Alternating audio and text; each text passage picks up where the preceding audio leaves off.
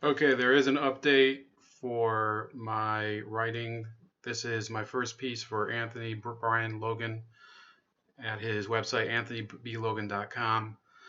Glad to write for him. I actually saw that he was publishing. I was like, yeah, I can probably contribute. Let me know if you're interested. And he said, sure. And this is essentially an update to a prediction that I made a couple months ago over in March that Kamala Harris would be the Democratic nominee for vice president. And I have to say that while it's still hard to see for sure what's going to happen, I stand by that prediction at this moment, largely because there's a lot of pressure on Joe Biden to select a woman of color as his nominee. Now, I do want to remind people before I go forward, this is a survey that is open ended. I think I'm going to keep it up for a while. It is concerning various questions about the channel as well as my writing and different topics on the channel. So just make sure to fill it out. Email is optional. You don't have to put your email in, but I'm not even sure what happens if you do put your email in. I don't know if I get it. So you might as well not even put an email in. So anyway, Joe Biden, of course, is undergoing a lot of stress for many reasons, especially given the Tara Reade allegations. And therefore, it is very likely that a pledge that he made back in, I believe it was February, to pick a woman as his vice presidential running mate is going to have to be fulfilled in order to deflect from his current scandal if he remains the nominee. And there's some momentum to have him scrapped as the nominee. I'm not sure who would replace him. I think if Joe Biden was to be scrapped as the nominee, it's anyone's guess who the DNC will shoehorn in there. They could put in someone like Cuomo or Elizabeth Warren. I don't see them. Those thinking, oh, we could just have Bernie. No, Bernie Sanders has effectively he's shot the bed. He's done. He can't. First of all, like if he was to reignite his campaign, there have already been enough people who got off of the Bernie boat already due to his bowing to Joe Biden that I'm not sure that he would be able to get the machinery back together.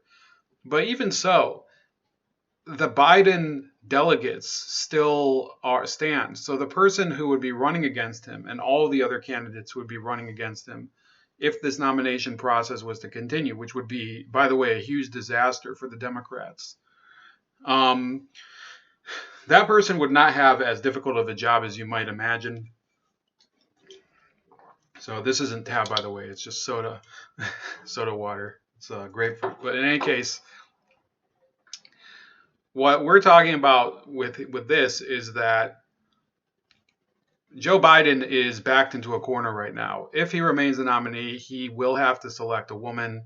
The only question is what type of woman. So there's the Midwestern female candidate, and likely the only person who's left who could fit that role would be Amy Klobuchar, because my money is on Gretchen Whitmer becoming a toxic choice in the next few weeks. If Whitmer, first of all, this weekend she apparently denounced protesters at the State House in Lansing, Michigan.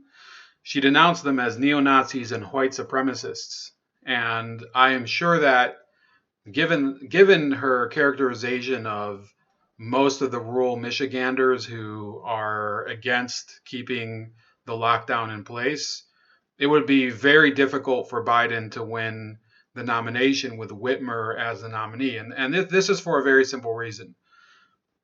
The city of Detroit and the surrounding Wayne County, I think Oakland and Macomb counties, those are the powerhouse counties for the Democrats and the left in Michigan, as well as I think it's Waukesha County, where Ann Arbor is, and Ingham County, which is where the state capital is, Lansing, where Michigan State is. And you also have a few other scattered power centers in Michigan, where I think Genesee County is where Flint is. But I don't see Gretchen Whitmer energizing any of those counties. So yeah, the Democrats with Joe Biden could potentially win some of those counties, but I would say the backlash would be even stronger. The people of Michigan who don't like Gretchen Whitmer have already had their taste of her, and a lot of them, I think that they're growing more numerous day in and day out, because you have to remember that when there is a midterm election, there is a much lower turnout than in a presidential election. So a lot of people will say, well, the governor's race, I'm not really interested in it, which is, by the way, a dumb opinion. We're living through that right now in Ohio with DeWine. He's not exactly great. So when your governor is elected, you slowly start to learn whether that governor is going to be effective over that first term. And the undecided voters, the ones that did not vote during the first election, usually, they start to form an opinion either in favor of or against that governor. That's what's happened. And in fact, that's what happens with a lot of governors who do well. And I use, for example, Larry Hogan, who I certainly wouldn't support in Maryland as an example. He did much better as a second term candidate, as an incumbent, than he did as a first term challenger, mainly because of familiarity.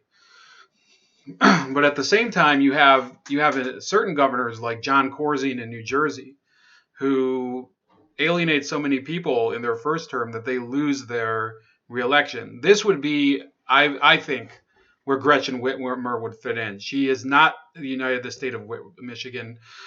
So I would say of the excuse me, for the Midwestern candidates,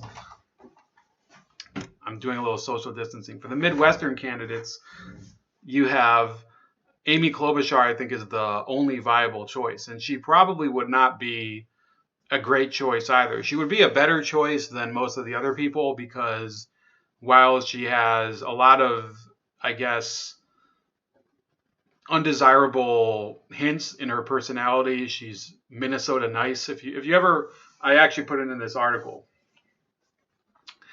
Minnesota nice is something I've talked to people who've lived in Minnesota and still live there, and they say it's something that's very common among people who they've lived there for like their families have lived there for generations, that they're very superficially polite, but in reality they basically hate the people that they interact with, and they keep a very firm distance whenever they talk to you.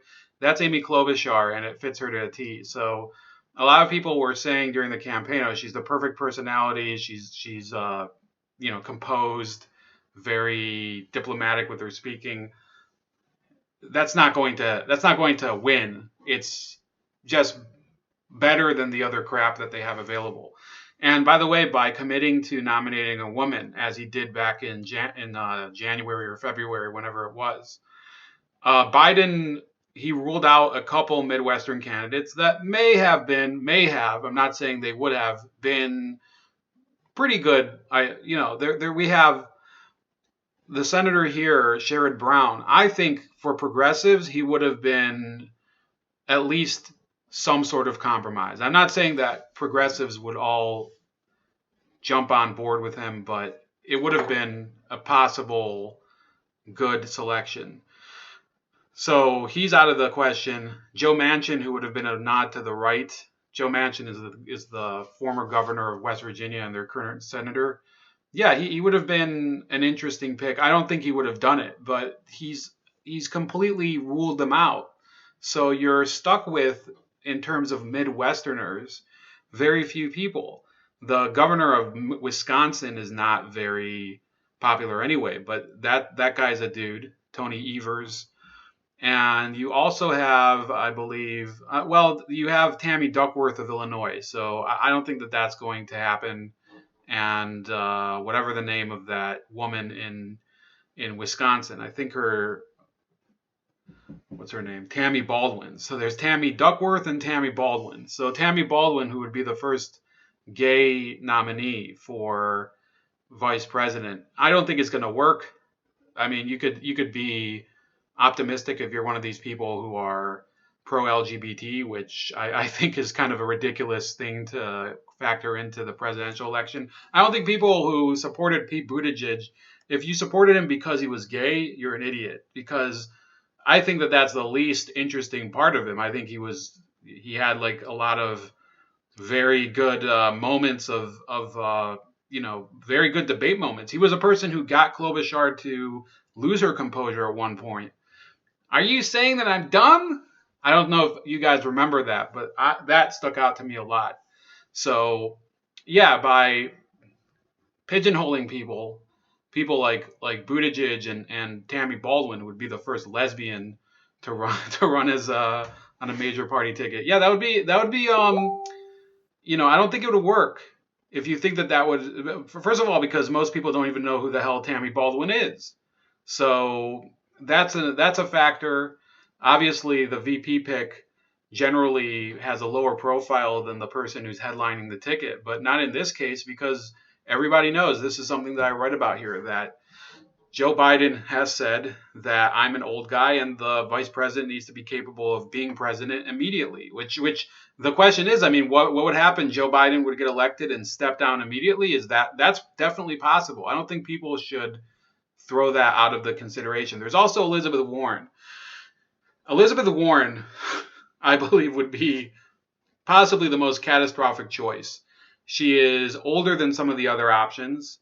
And I don't care if that's ageist and sexist. It definitely would not help him to have, the youth and vigor of his ticket would be someone who's, I believe, 72 years old and is, lying grandma. That's basically the way she's known. Pocahontas, as Donald Trump calls her. And those thinking, oh, this is going to attract progressive voters.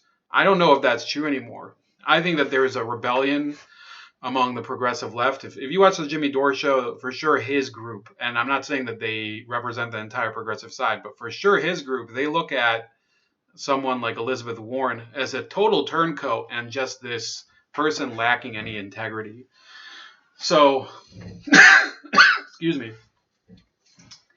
So yeah, I would say that Elizabeth Warren would be a horrible choice, both from the perspective of people on the progressive left because of the way that she stabbed Bernie Sanders in the back in January by leaking a story that I don't believe, and I think most people don't believe, that he said to her in a private conversation that a woman couldn't get elected president. And also because she withheld her endorsement of a candidate long after it was pretty obvious that she was not going to win back in late February. And yet she kept running and diverting votes away from none other than Bernie Sanders. So Elizabeth Warren was basically a quenching factor. She took she cooled down Bernie Sanders' campaign. And if she would have not been in the race, I have a feeling that some of Warren's fans would have probably voted for Bernie. But the thing is, so many people say that she divided the progressive vote, and she did. But I would say that a substantial portion of Elizabeth Warren's fans had nothing. They had no attraction to the policies anyway. The policies were secondary. A lot of them were Hillary Clinton voters who loved this whole crusading grandma, I am woman, hear me roar candidate. And that's why they supported her. So it's very possible that she was just taking voters away from other people, taking voters away from Biden as well. But I would certainly say that irrespective of what you're saying about why she was a failure and who she betrayed more, whether it was Bernie or whether it was someone else, she would not be as attractive of a candidate for progressives as people think. I think she would probably actually garner some sort of backlash, especially given the fact that I believe yesterday she actually said that she believes Biden in his denials of Tara Reade, even though Reade said that she tried to inform Warren about the sexual assault last year, or I guess it was in that case, it was some sort of inappropriate petting or something. It wasn't the fingering that Biden's accused of now. And so she emailed the Warren campaign, and all she got back was a form letter. So, yeah, I think that definitely there is going to be this subculture now within the Democrats of people who are basically saying, well, Joe Biden is unsalvageable, and it's already shown. There was, if you watch Crystal and Sagar on the Hill TV, which I do almost every day now, they were saying that apparently there's a poll that says 25% of Democrats are backing away from Joe Biden. That is catastrophic. And by the way, there could still be reasons that black voters could opt not to show up. I'm not saying that he's not going to win the black vote. He's definitely going to win the black vote, especially given the almost hypnotic effect of the Obamas on many of the traditional black voters and some of these church going black voters, right? It's unbelievable sometimes. But I think he could have a problem with turnout. So yeah, with Elizabeth Warren, she would be a disaster of a candidate. You have another issue with her, which is that, remember the Native American controversy. Trump would just spend all day like making fun of her as Pocahontas, as the fake Indian, saying that, oh, I have more Indian blood in me than she does, and I don't have any. So that would be a constant distraction. She would be a horrible, horrible pick, and I think we've jumped the shark in terms of Elizabeth Warren. So the last one, I think we have to talk about the candidates of color, the one, not the fake candidates of color, the ones that are, or some of them are fake, but in different ways. So I remind people in this piece that Simone Sanders did say that we need a woman. We don't need white people to lead the Democratic Party now. And yet she joined which campaign? The Biden campaign in 2019. So the whole racial agenda of the Democratic Party is a huge smokescreen for nothing. It's just one of their implements for, exercising and taking power. So there's this clear pattern, in my opinion, where there is there's this group of people who want the Democratic Party to virtue signal about race, and in reality, it's just not a real priority for them. So Julian Castro, who served under Obama as the HUD secretary, he attacked Joe Biden for the deportation policy. Well, Julian Castro did end up, endorsing Julian Castro, I should say. It is Cinco de Mayo. So Julian Castro did endorse Joe Biden in the end. Senator Cory Booker, who ridiculed him for his anti-marijuana stance and claimed that the drug was effectively already legal for privileged white people, also endorsed Joe Biden. So it was all fake. All these candidates who were attacking him back in the fall, it was all just a ploy, and they don't really care about all that stuff. And they're not real issues anyway. Some of like marijuana legalization, I think you can't, if you inject race into the issue, it's never going to be implemented. So the one who really made racial politics more of an issue was Kamala Harris, who attacked him on the debate stage in the first debate because he said that he was able to get along with two segregationist senators, John Eastman and Herman Talmadge. Now, Biden has been pressed to choose a woman of color as his running mate. And in my opinion, he doesn't have many options besides Senator Kamala Harris, because yes, there are other people. They're interviewing all these people. This is from today. They interviewed Jim Clyburn, and people were saying, yeah, I kind of want him to do it, but it wouldn't be a deal breaker. So all these people are making this a big prerequisite. But the fact is, if Kamala Harris was to be selected as the nominee, which I still think is probably going to be the case, it would be a huge turnoff that would be the reverse of the Midwest pick, because I'm fairly sure if Biden picks Harris, he loses the entire Midwest, not just Ohio, Pennsylvania, Michigan, and Wisconsin, as he did last time. He would also lose Minnesota, West Virginia too, I forgot. So those were the states that Trump won in 2016. But Biden would also lose Minnesota, I believe, and I think that at this point he would be in danger of losing some of the southeast, like for example Virginia, which Hillary won in 2016. I think that there could be a backlash against Kamala Harris there. And then you have to think about Colorado and states like that. I don't think that she has almost any popularity uh, between the two coasts.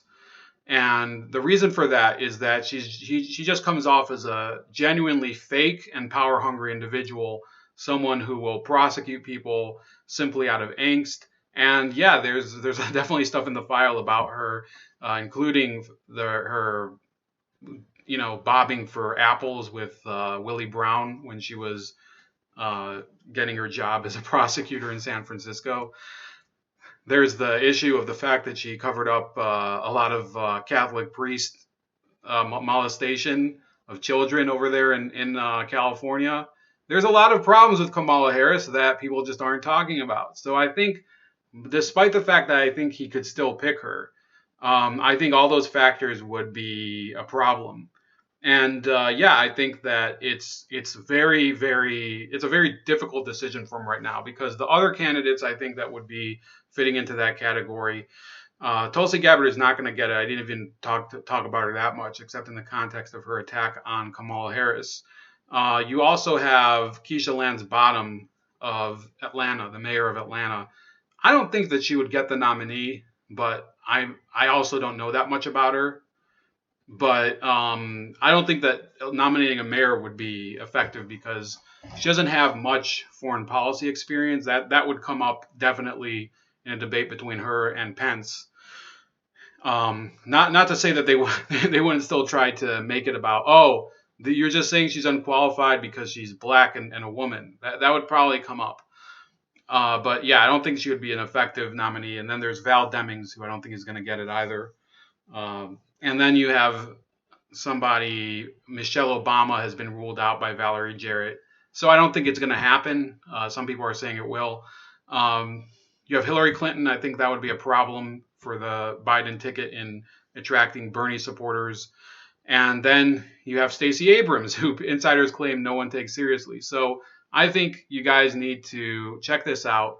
There's plenty of other details in here. There's more in-depth stuff. Sort of something that I've been doing. There's pieces that I write. It takes a little longer to publish them elsewhere. So I figured I would write them through ABL's website, and I'm glad that he agreed to have me. So that's about it. Please like, share, and subscribe. You can also find me on all these other social media platforms, and don't forget to take the survey, which I'm linking below.